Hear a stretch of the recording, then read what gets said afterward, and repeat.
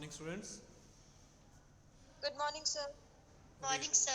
very good morning. Morning, sir. Very good Good morning to morning, all. sir. Good morning, sir. Good morning. Good morning to all. Okay, आवाज़ आ रही है मेरी clear है? Yes, sir. Yes, sir. Okay.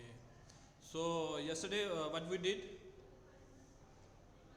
I think we are doing the basic terms. Basic terms of accounting. So as I have already told you that these terms are very necessary, in fact, for all the students. But the students which are from other streams, so वो इसको ज़्यादा अच्छे से पढ़ने की कोशिश करें, क्योंकि ये जो है बेसिक है, यहीं से अकाउंटिंग स्टार्ट होती है. ये टर्म्स आपको पूरे बीकॉम ऑनर्स के कोर्स में आगे भी जो सेमेस्टर आएंगे वहाँ पे भी ये देखने को मिलेगी. ठीक है, तो शुरू करने से पहले थोड़ा सा हम रिकैप कर लें.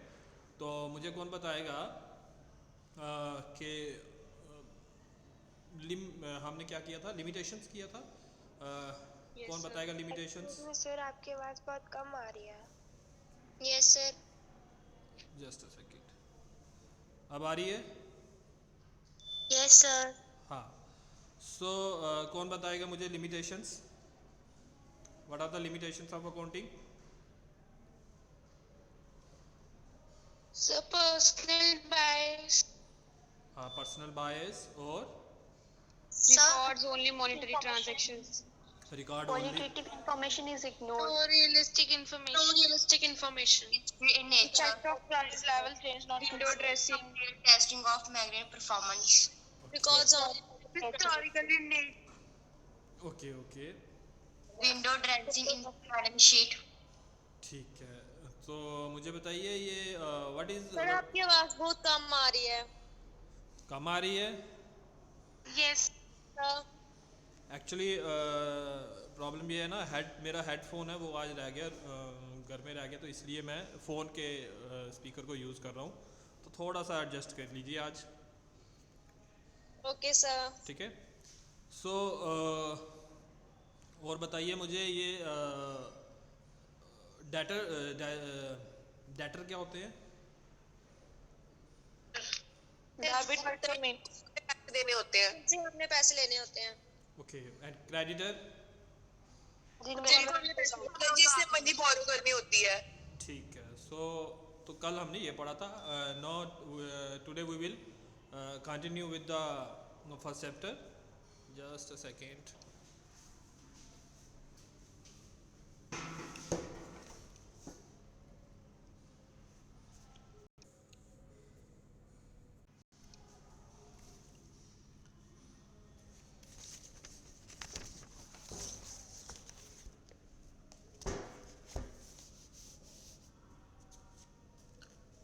ओके.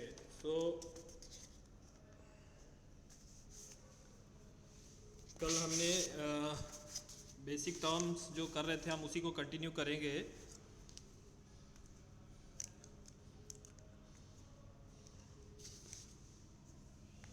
ओके. सो कल हमने इवेंट किया था, अकाउंट, डेटर, क्रेडिटर कर दिया. आज जो फर्स्ट टर्म हम करेंगे वो है कैपिटल. किसी को पता है what is capital? Yes, sir. क्या होता है कैपिटल? सर जो अमाउंट हम बिजनेस में स्टार्टिंग में इन्वेस्ट करते हैं. हाँ, हम ये भी बोल सकते हैं कि the amount needed to start a business. ठीक है ना. जो ओनर होता है, जो किसी भी ऑर्गेनाइजेशन का, फर्म का, जो वो पैसा इन्वेस्ट करता है उसको हम कैपिटल कहते हैं. ठीक है. तो बैलेंस अब ज़्यादा डिटेल में अगर मैं जाऊंगा तो वो वैसे जो नेट एसेट्स कैपिटल, हमेशा ये आप इसको याद रख सकते हैं. अमाउंट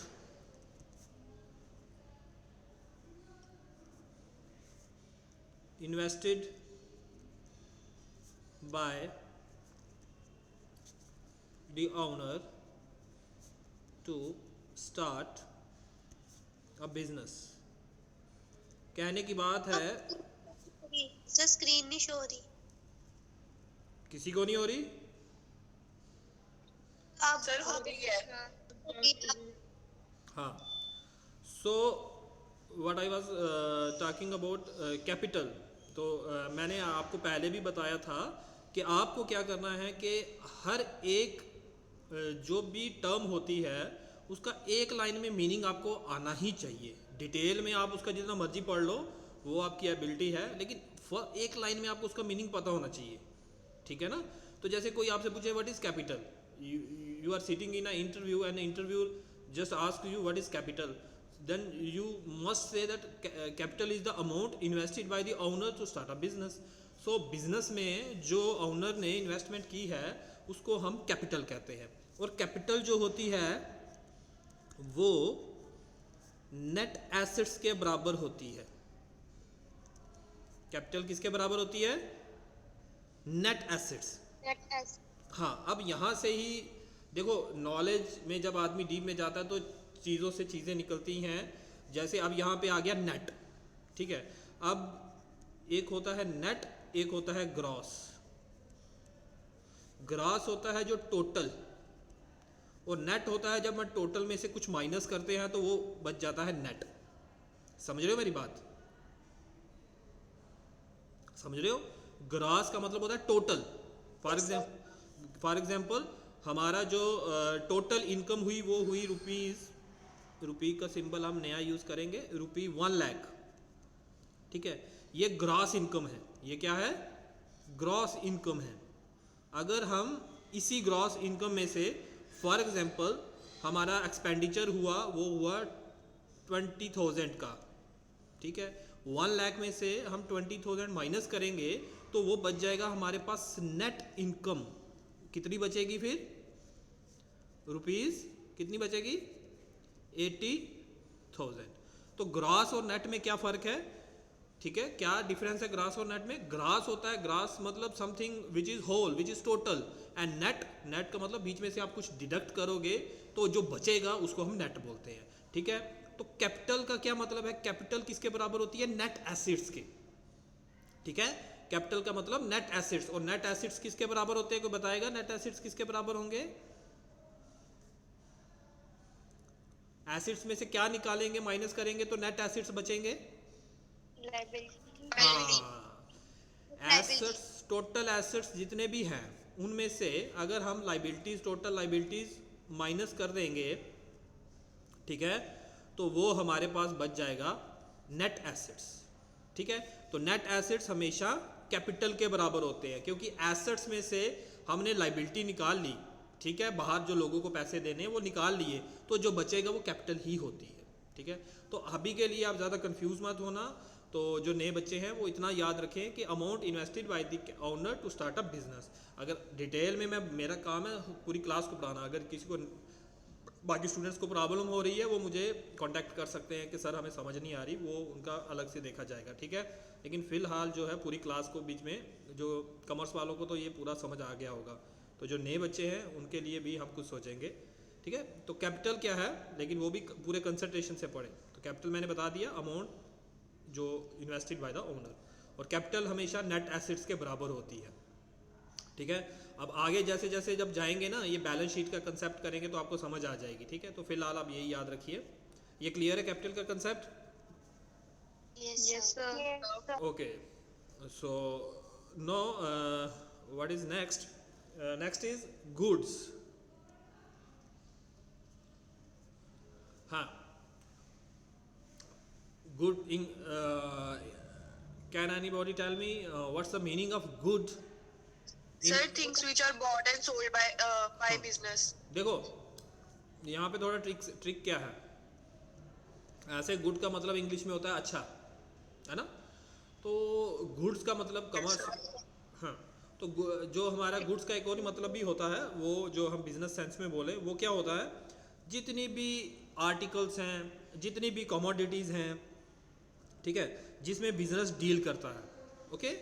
इसमें क्या आएगा, जितने भी आर्टिकल्स आ गई, कमोडिटीज़ आ गई, सामान, ये क्या है, गुड्स क्या है, एक सामान है, ठीक है, मर्केंडाइज जो भी है, तो जिसमें बिजनेस डील कर रहा है, ठीक है, जिसमें बिजनेस डील कर रहा है, बिजनेस डील कर रहा है। फॉर एग्जांपल मैंने पहले भी है, मोबाइल कंपनी है तो उसके लिए गुड्स क्या हो गई, मोबाइल। कोई फर्नीचर कंपनी है उसके लिए गुड्स क्या हो गई, फर्नीचर, ठीक है। जिसमें भी एक बिजनेस डील कर रहा है, जो आर्टिकल जो कमोडिटी वो बेच रहा है उसको हम क्या बोलते हैं? गुड्स बोलते हैं। क्लियर है ये? Yes, sir. Okay, Yes, sir. So next term is assets. Assets का बहुत खास इसमें हमारी जो अकाउंटिंग में इसका बहुत यूज़ है और बहुत प्लेस है इसकी। So try to understand it properly. Assets क्या होते हैं? एसेट्स होते हैं एनी फिजिकल थिंग, जैसे बुक में आपके लिखा हुआ है एनी फिजिकल थिंग। इसमें क्या आएगा? कोई भी फिजिकल थिंग। फिजिकल थिंग मतलब फर्नीचर, ठीक है, फर्नीचर, मशीनरी, बिल्डिंग, कैश भी आ सकती है, ठीक है। कोई भी फिजिकल थिंग आर राइट, या तो फिजिकल थिंग हो या राइट हो। राइट का मतलब क्या होता है? आपने ये सुना है पेटेंट, कॉपीराइट, ये सारा कुछ सुना है कभी आपने? Yes, sir. ठीक Yes, है, sir. इसको बोलते हैं ना राइट्स। और आपने टीवी में देखा होगा जब क्रिकेट मैच आता है तो जब उसकी ब्रॉडकास्टिंग शुरू होती है तो नीचे लिखा होता है ऑल राइट्स आर रिजर्व्ड। इस मैच के सारे ब्रॉडकास्टिंग के जो राइट्स हैं वो ESPN ने खरीद रखे हैं, तभी ये आपको ESPN के चैनल में ही दिखेगा, ठीक है। तो राइट्स भी एसेट्स होते हैं। पेटेंट्स क्या होता है? कोई साइंटिफिक किसी ने डिस्कवरी की, किसी ने कुछ बनाया, कुछ नया गैजेट, उसके पेटेंट ले लिया। उसका एक प्रॉपर वे होता है कि कोई भी आप में से कोई भी गर्ल है, उसने कुछ नई इन्वेंशन की, ठीक है, नई थियोरी दी या नई इन्वेंशन की, तो वो उसको अपना पेटेंट करा लेगी कि भाई मैंने बनाया है, इस पे मेरा नाम चलेगा, ये मेरा, उसको बोलते हैं पेटेंट। कॉपीराइट क्या होता है? जैसे मैं कोई बुक लिखता हूँ तो मेरा नाम हो जाता है, तो फिर बोला जाएगा ये कॉपीराइट किसका है, ये पब्लिश इसको किसने किया है, लिखा किसने है, मैंने लिखा है, तो ये इसी की है। ताकि कल को गड़बड़ी ना हो जाए, कोई बोले कि मैंने लिखी है, कोई बोले मैंने इन्वेंशन की थी, तो गवर्नमेंट ने क्या किया? लीगल कर दिया इसको कि जो बनाएगा वो उसका। तो ये कोई भी फिजिकल थिंग आर राइट, ठीक है, owned by the business, owned by the business, business द्वारा आउंड है, ठीक है, आउंड बाय द बिजनेस, और उसकी मनी वैल्यू भी है। ऐसे नहीं है कि कुछ भी, मनी वैल्यू भी होनी चाहिए, पैसे में हम उसको मेजर कर सकें, ठीक है।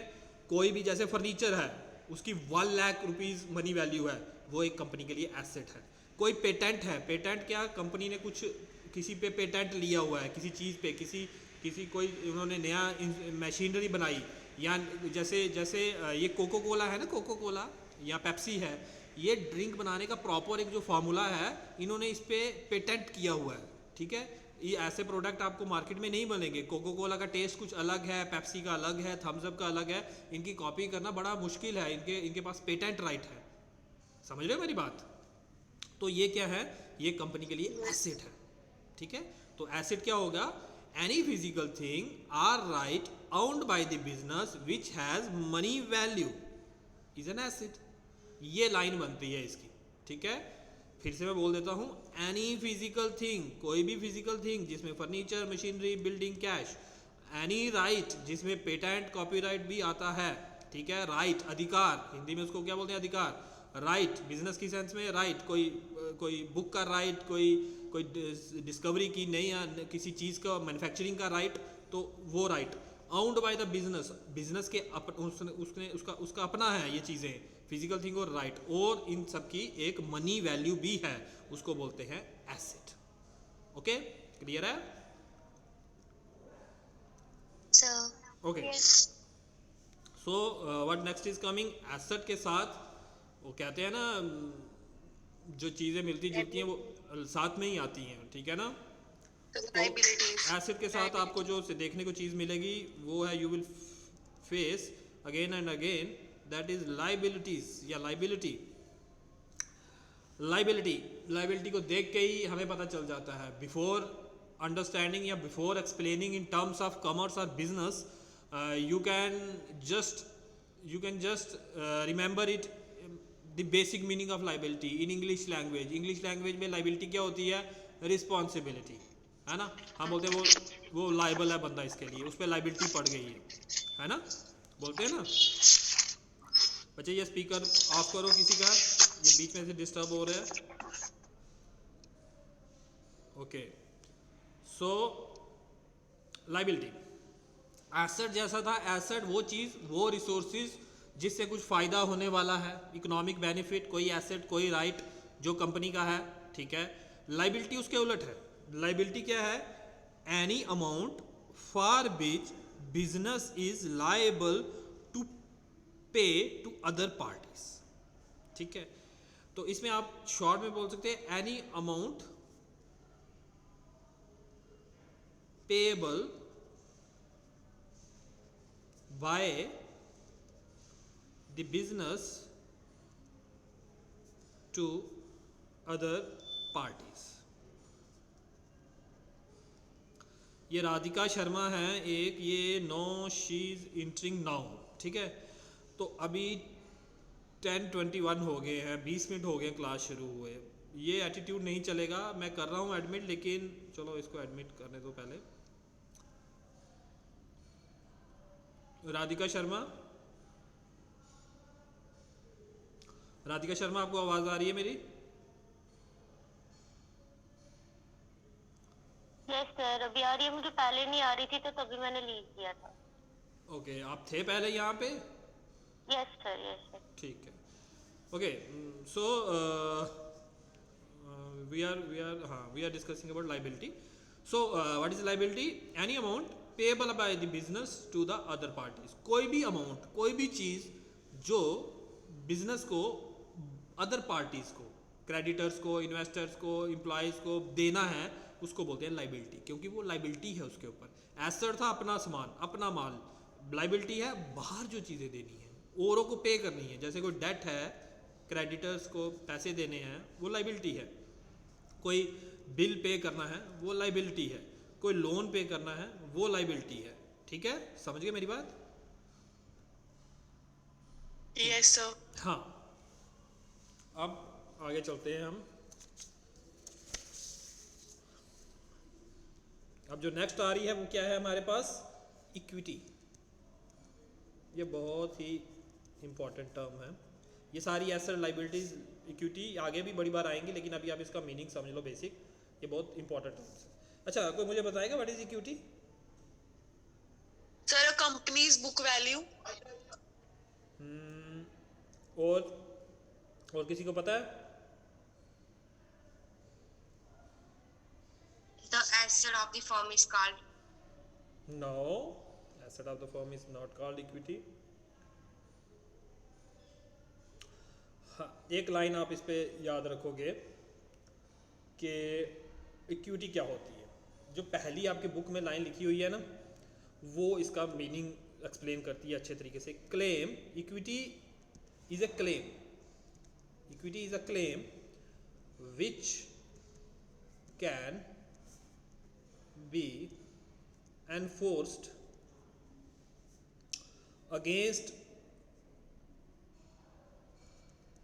the assets of the firm। Claim क्या होता है? क्लेम होता है ना, कुछ क्लेम करते हैं, है ना, कि ये मेरा है, बोलते हैं ना क्लेम। समझ रहे हो? इंग्लिश में बोलते हैं ना क्लेम किया, भाई ये मेरी चीज़ है, बोलते हैं। तो क्लेम, ये इक्विटी का ऐसा क्लेम है which can be enforced against the assets of the firm. कि हम बोलेंगे, इक्विटी का मतलब है कि हम बोलेंगे ये जो एसेट है ना कंपनी के, ये हमारे हैं, इसको बोलते हैं इक्विटी।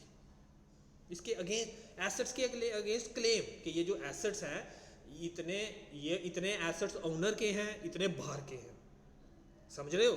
अब फॉर एग्जांपल, अब एसेट्स जो होते हैं 1 लाख के एसेट्स हैं, ठीक है। अब 1 लाख के एसेट्स जो हैं, अब ये एसेट्स आए कहाँ से? इसमें थोड़ा पैसा जो है वो ओनर का लगा है, जिसने कैपिटल लगाई है, और थोड़ा पैसा जो है लाइबिलिटी आउटसाइडर्स का लगा है, ठीक है। फॉर एग्जांपल, ओनर का 50,000 लगा है और जो आउटसाइडर का भी 50,000 लगा है, ठीक है। कंपनी के जो एसेट्स हैं, उसने 1 लाख जो एसेट्स बनाए वो खुद थोड़ी बन गए, उसमें किसी ने पैसा लगाया है। ओनर का 50,000, और आउटसाइडर जो बंदे थे उनका भी 50,000। आउटसाइडर कौन हो गए? क्रेडिटर हो गए, इन्वेस्टर हो गए, उनका भी 50,000। तो ओनर की इक्विटी कितनी बनती है? 50,000। ये बंद कीजिए प्लीज, ठीक है? डिस्टर्बेंस नहीं होनी चाहिए। ये कौन कर रहा है? डिस्टर्बेंस नहीं होनी चाहिए बीच में। ये टीवी वगैरह म्यूजिक सिस्टम सब बंद होना चाहिए यहाँ पे। ये क्लास चल रही है कोई, यहाँ पे it's not a drama happening here, okay? So students, what I am saying that total assets worth ₹1 lakh, okay? इसमें जो ऑनर की कैपिटल लगी है वो है 50,000, बाहर वालों का पैसा लगा है 50,000। इसका मतलब ऑनर का क्लेम कितना हो गया? ऑनर की इक्विटी कितनी होगी? 50,000 की, और आउटसाइडर की इक्विटी कितनी होगी? 50,000 की। समझ आई मेरी बात? पढ़ा कुछ पल्ले? Yes, sir. ठीक है? Yes, sir. कहने का मतलब है आपने, मेरा वही मैं बार बार आपको बोलता हूँ कि मेरा मोटो क्या होता है कि स्टूडेंट को चीज़ जो हम डिस्कस कर रहे हैं, जो कंसेप्ट हम बात कर रहे हैं, जो नॉलेज हम शेयर कर रहे हैं, उसको समझ आनी चाहिए। बाकी तो बुक में तो सब कुछ लिखा हुआ है। बुक में तो आप जितनी मर्जी डिटेल में जाए, you can go through the book, you can go through the internet, you will find lot of stuff here, ठीक है? लेकिन बात वहाँ आती है जब आपसे अपने में पूछा जाता है कि होता क्या। अब आप इक्विटी के बारे में यहाँ पढ़ के, डेफिनेशन पढ़ के पेपर में लिख दोगे, लेकिन जब कोई पूछेगा तब बोलोगे नहीं समझ आई, पता ही नहीं है, ठीक है? So try to understand in your native language, in your basic language, whatever you can understand, okay? So equity is a claim, एक क्लेम है, ठीक है, against the assets of the firm. जितने भी एसेट हैं उसके against claim है। Honour बनेगा 1 लाख एसेट्स में से 50,000 का जो इक्विटी है मेरी है, मेरा स्टेक, मेरा क्लेम है। आउटसाइडर बोलेंगे 50,000 हमारा लगा हुआ है, तो उसको बोलते हैं इक्विटी। बात सिंपल है, ओके? क्लियर है ये? Yes, sir. हाँ, Yes, sir. Okay okay. Yes, sir. Know what, अब आगे कौन सी टर्म है? वो है इनकम। सो इनकम क्या होती है बताओ? इनकम हमें पता ही है, कुछ इनफ्लो ऑफ मनी, ठीक है? That a person or a business receives in return of working. देखो, एक बिजनेस है, ठीक है? एक बंदे ने एक बिजनेस शुरू किया, ठीक है? कुछ उसने पैसा अपना लगाया, कुछ बाहर के लोगों से उठाया, चाहे वो क्रेडिटर्स हैं, शेयर होल्डर्स हैं, कुछ भी हैं, ठीक है? तो होता क्या है, अब बिजनेस लगा। अब ये जो बिजनेस इन्होंने शुरू किया, इनका किसका काम था? इनका फॉर एग्जांपल आप यू कैन से इनका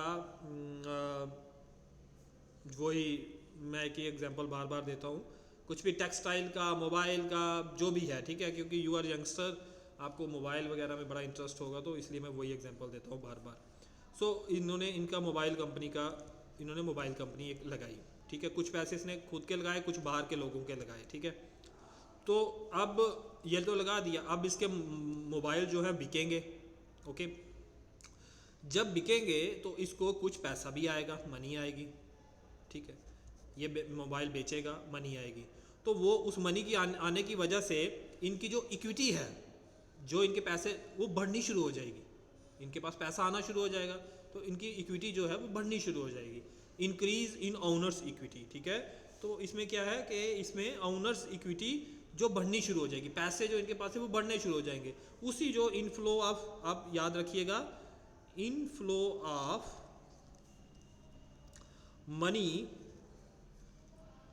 मनी ड्यू टू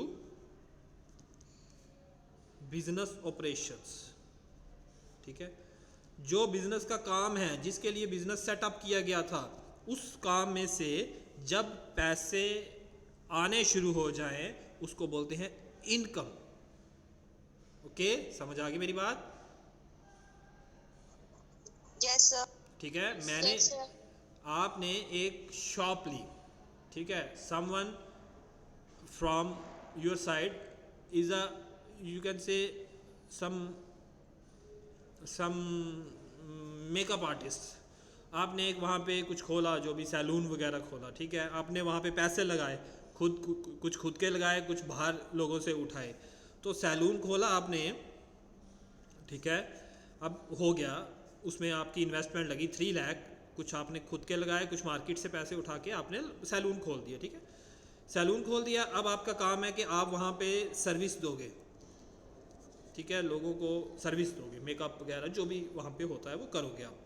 अब उस काम से, वो जो काम है, सर्विस जो आप दे रहे हो, वहाँ से आपको पैसे आने शुरू हो गए, ठीक है, तो उसी को बोलते हैं इनकम।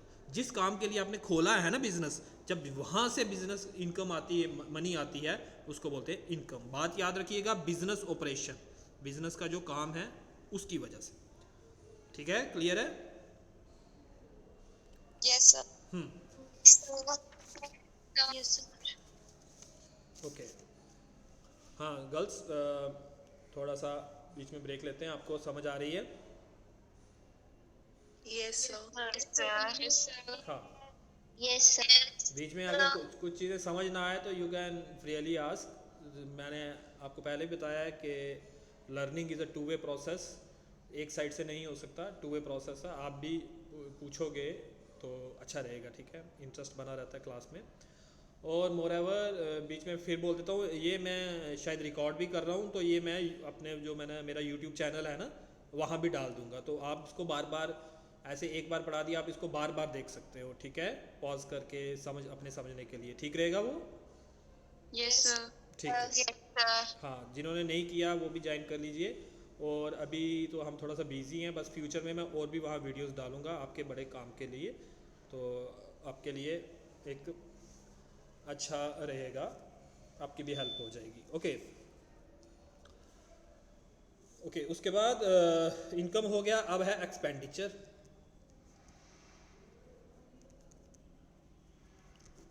क्या होता है expenditure ji? Any payment made by the businessman.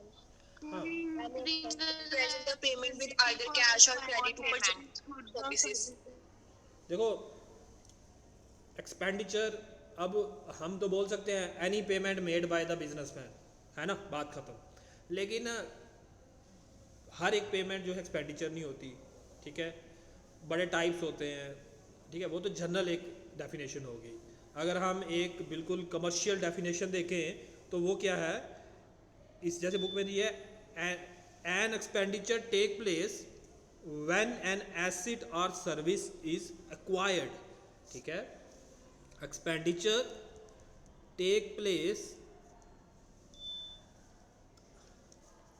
When an asset or service is acquired. Acquired का मतलब होता है परचेज्ड, कंफ्यूज मत होइएगा, ठीक है। जब भी business organisation, business firm, company, कुछ भी बोल सकते हो आप, जब कोई एसेट खरीदती है, अब कंपनी को चलाने के लिए एसेट चाहिए ना, मशीनरी चाहिए, फर्नीचर चाहिए, बहुत कुछ चाहिए, बिल्डिंग चाहिए। जब वो कोई एसेट खरीदती है, ठीक है, या सर्विस खरीदती है, सर्विस क्या होता है, देखिए, एक तो होती है गुड्स, ठीक है, वो फिजिकल होती हैं, उनको हम टच कर सकते हैं, सब कुछ कर सकते हैं, खा पी यूज़ कर सकते हैं, जैसे फर्नीचर हो गया, मोबाइल हो गया, बुक्स हो गई, कुछ भी है, इनको हम कंज्यूम करते हैं, फिजिकली इनकी एग्जिस्टेंस है। लेकिन एक होती है सर्विसेज। सर्विसेज कैसे होती है, जैसे मैंने अभी सैलून का एग्जांपल दी, सैलून की एग्जांपल दी ना। अब सैलून में आप जाते हो तो वो जो वहाँ पे जो बार्बर होता है या जो भी होता है वहाँ पे, उसको साथ थोड़ी ले आते हो, उस क्या करते हो, उसकी सर्विस लेते हो, वो आपके हेयर कटिंग करेगा और बस, ठीक है ना। तो जैसे आपकी बैंकिंग सर्विसेज होती हैं, बैंक में आपको कुछ क्या देते हैं, कुछ खाने पीने की चीज़ थोड़ी देते हैं, या कुछ वो क्या देते हैं, सर्विस देते हैं।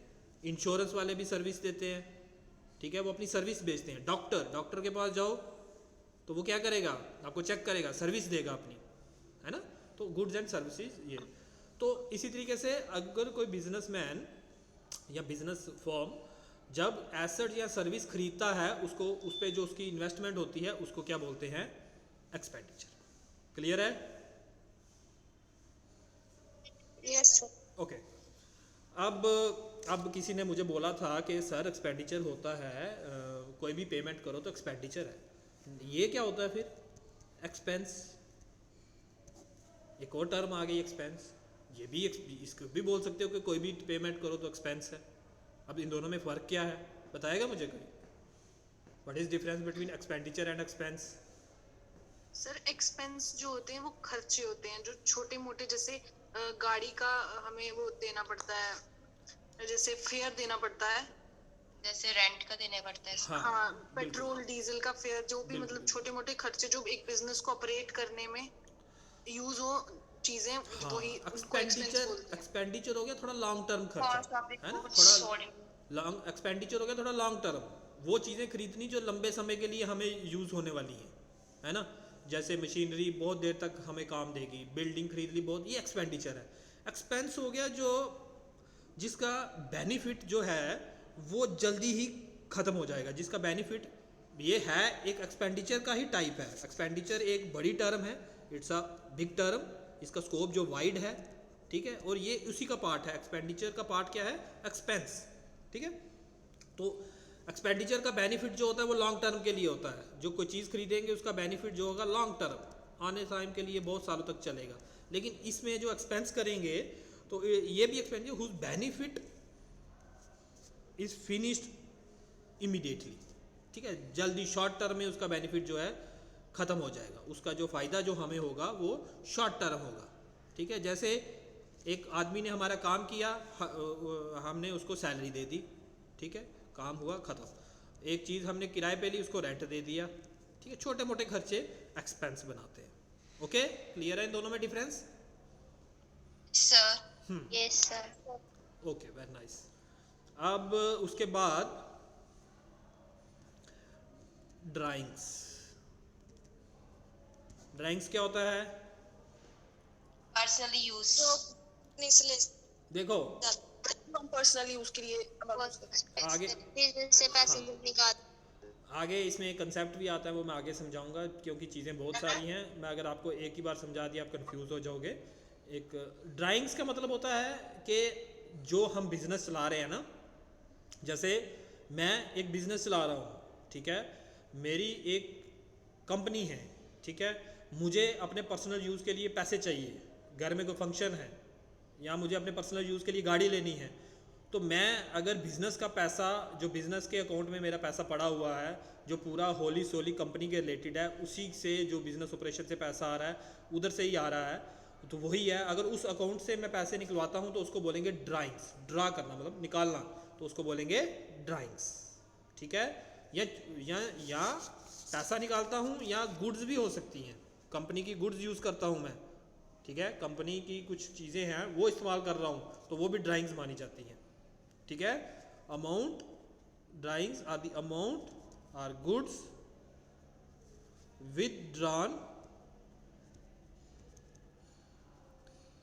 withdrawn by the owner of a business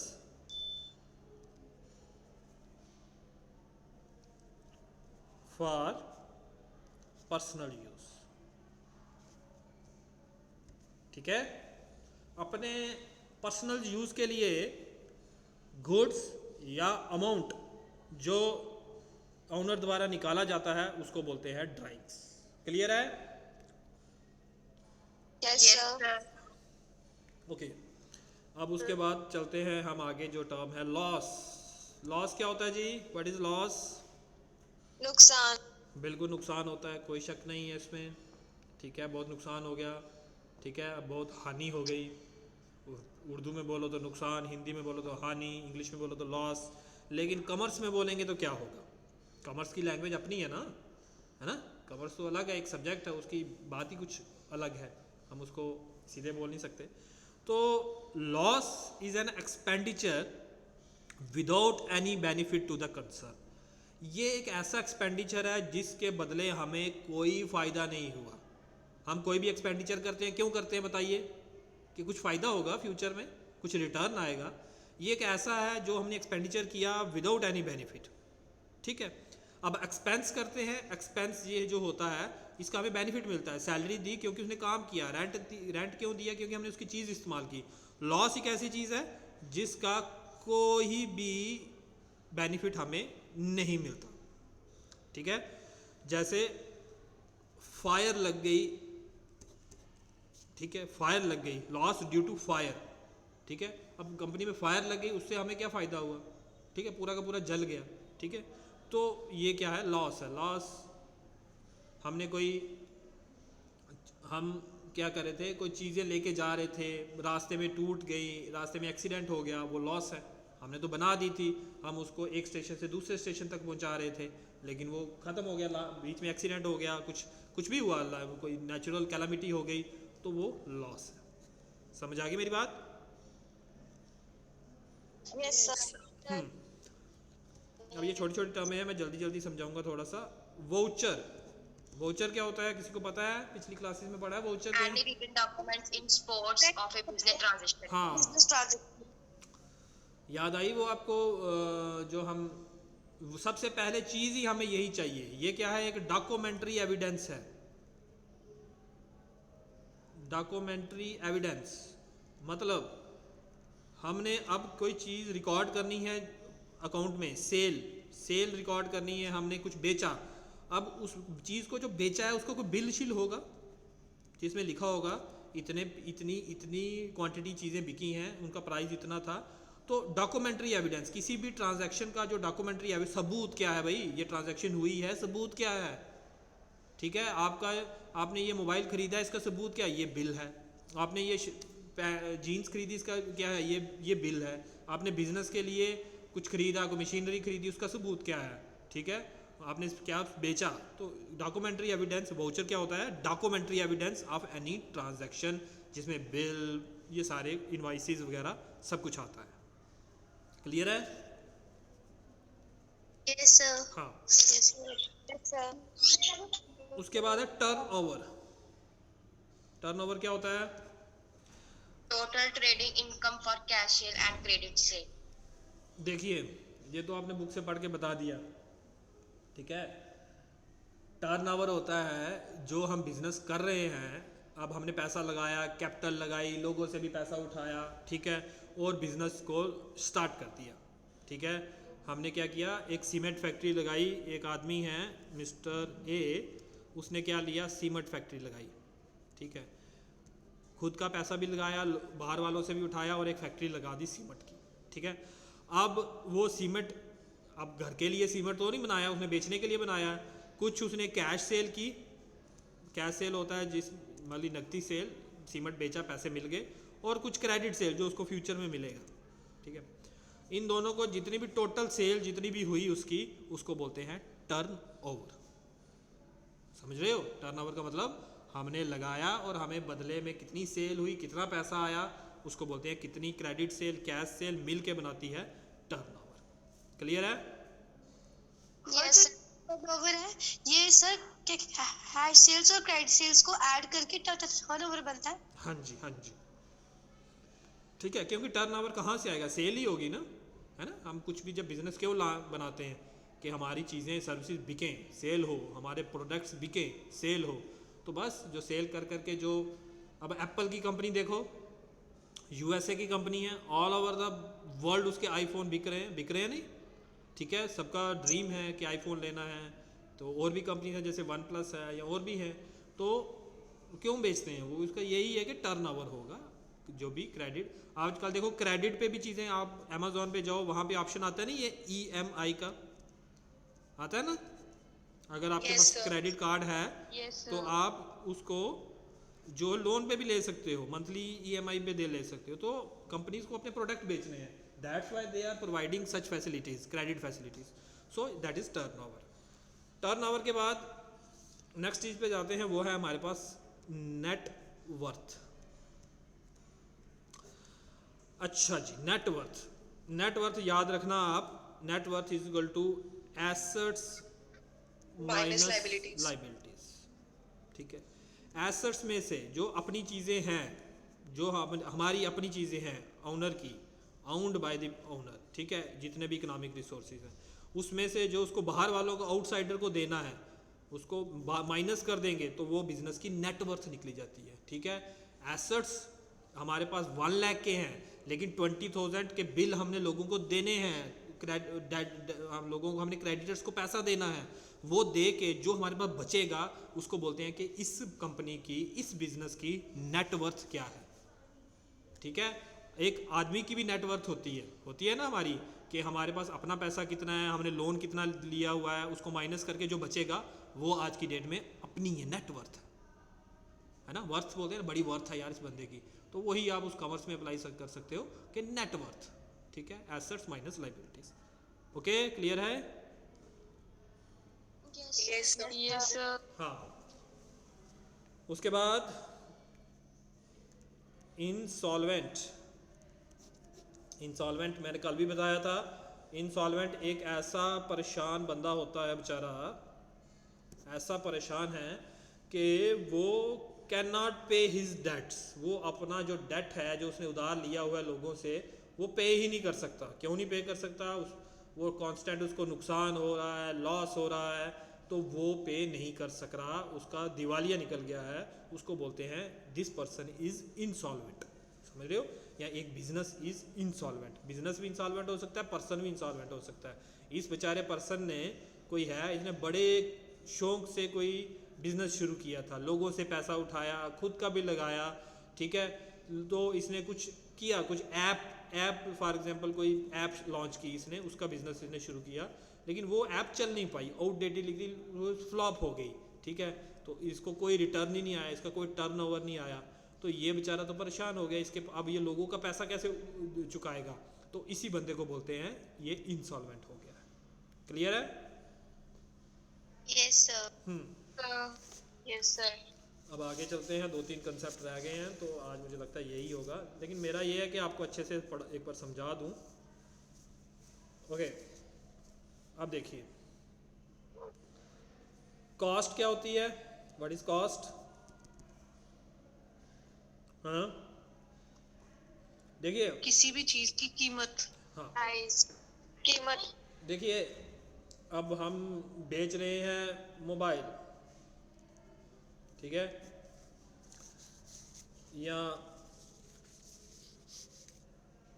mobile बेच रहे हैं, जस्ट अ सेकेंड, इसको फोकस करने दीजिए। हाँ, मोबाइल बेच रहे हैं, ठीक है, या हम कोई होटल खोला हमने, ठीक है, अब होटल खोला, उसको हमने पहले बनाया, उसको बिल्ड किया, वो उस पर कास्ट लगी, फिर जो रूम्स थे उनको हमने जो फर्नीचर वगैरह लगाया उसकी कॉस्ट लगी, ठीक है, फिर जो फैसिलिटीज़ थी उसमें उसकी कॉस्ट लगी, तो होटल बनने में कितनी कॉस्ट लग गई है, ठीक है ना, ये सारी कितनी कॉस्ट, अलग अलग से कॉस्ट है। मोबाइल में जो हमने उसका जो मैन्युफैक्चरिंग कॉस्ट, उसको मैन्युफैक्चर किया, उसके जितने भी पार्ट्स थे, कोई बाहर से ख़रीदा, कोई उसका सॉफ्टवेयर, कोई कुछ, अलग अलग कॉस्ट। तो cost is an amount which is invested to make a service or product, ठीक है ना।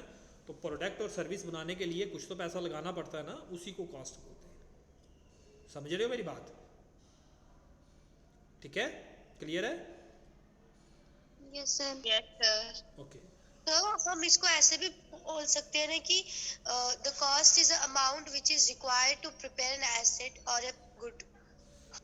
एसेट नहीं होता, एसेट तो वो हम बाहर से खरीदते हैं या कुछ, आप कोई प्रोडक्ट बोल सकते हो, गुड बोल सकते हो, बाकी नहीं, ठीक है, प्रोडक्ट वगैरह बोल सकते हो, गुड कमोडिटी गुड्स बोल सकते हो, एसेट्स नहीं बोल सकते। एसेट्स हम खुद खरीदते हैं बाहर से, ठीक है, ओके। कॉस्ट ज़्यादातर होती है जो हम चीज़ें खुद बना रहे हैं ना, उस पे जो इनकर्ड हुई, ओके, जो मैंने जैसे एग्जांपल दी, जो हमारा काम है उस पे जो पैसा खर्च हो रहा है। समझ आया? Yes. अब लास्ट में है बैड डेट्स। ये कौन बताएगा? ये बैड डेट्स बहुत बैड होते हैं, कौन बताएगा मुझे? पता है किसी को? पैसे रिकवर ना हो पाए उसे बैड डेट्स बोलते हैं। हाँ, देखिए डेटर्स कौन से होते हैं, जैसे यहाँ पे एक है बिजनेसमैन, उसने लोगों को दिया क्रेडिट, सेल की उसने, ठीक है, क्रेडिट सेल की, उसने अपना प्रोडक्ट जो था क्रेडिट पे बेचे, तो अब इन लोगों से उसको पैसा लेना है, तो ये हैं उसके डेटर्स, ठीक है। अब क्या होगा, कई डेटर्स जो होते हैं वो टाइम पे पैसे नहीं दे पाते, वो अपने डेट जो होते हैं, डेट होता है उधार, और जिसने उधार लिया वो डेटर होता है, तो डेट्स वो है टाइम पे क्लियर नहीं कर पाते, ठीक है, वो नहीं दे पाते पैसा। तो जो पैसा नहीं मिल पाता, जो लॉस में चला जाता है, ठीक है, अब जिसका पूरी गारंटी हो गई है कि ये नहीं मिलेगा, उसको बोलते हैं बैड डेट्स। ओके, ठीक है स्टूडेंट्स, समझ आया ये?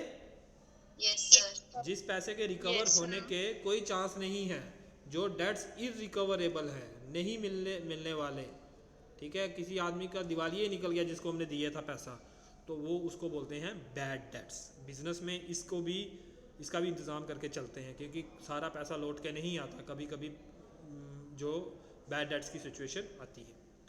तो स्टूडेंट्स काफ़ी है आज के लिए, क्योंकि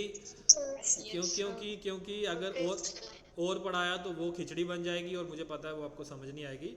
तो लर्निंग पढ़ाई उतनी होनी चाहिए जो माइंड में अच्छे से समझ आ जाए, ओवर बर्डन, ओवरफ्लो नहीं होना चाहिए, ठीक है? क्लियर है ये? सर। हाँ जी, Yes, sir. Yes, sir. बोलिए। सर, जी, एक्सक्यूज मी सर। यस बोलिए। सर, जो आपने टर्नओवर वाला समझाया था वो फिर से समझा दो एक बार, समझ नहीं आया। टर्नओवर, आप कॉमर्स के हो या दूसरी स्ट्रीम के हो? सर कॉमर्स की हूँ, बट सर इसका थोड़ा समझ नहीं आया मुझे। टर्नओवर बच्चे हम बोलते हैं ना, आपने सुना नहीं कभी मूवीज़ में या कहीं भी, या उस आदमी का टर्नओवर बढ़ा है। टर्नओवर का मतलब होता है कि कॉमर्स में एक जो बिजनेसमैन जो बिजनेस कर रहा है उसकी कितनी सेल है, उसको टर्नओवर कितना आ रहा है, उसको वापस कितना आ रहा है, वो तो लगा रहा है, उसने पैसा लगाया, खुद का पैसा भी लगाया, कैपिटल लगाई, ठीक है, आउटसाइडर का पैसा भी लगाया, आउटसाइडर की भी लगाई, और उसने एक बिज़नेस इस्टेब्लिश कर दिया, काम करना शुरू कर दिया, ठीक है।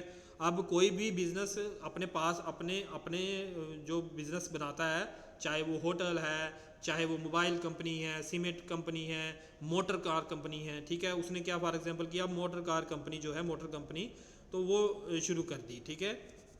अब ये जो कार है, कार से अपने लिए थोड़ी बनाई है उसने बनाई है बेचने के लिए। अगर उसकी ये कार बिकनी शुरू हो गई, ठीक है, चाहे वो कैश सेल हो या क्रेडिट सेल हो, दोनों की फैसिलिटी आजकल होती है, क्रेडिट सेल हो, ठीक है, तो जितनी ज़्यादा ये सेल होगी उसकी उसे बोलते हैं टर्नओवर।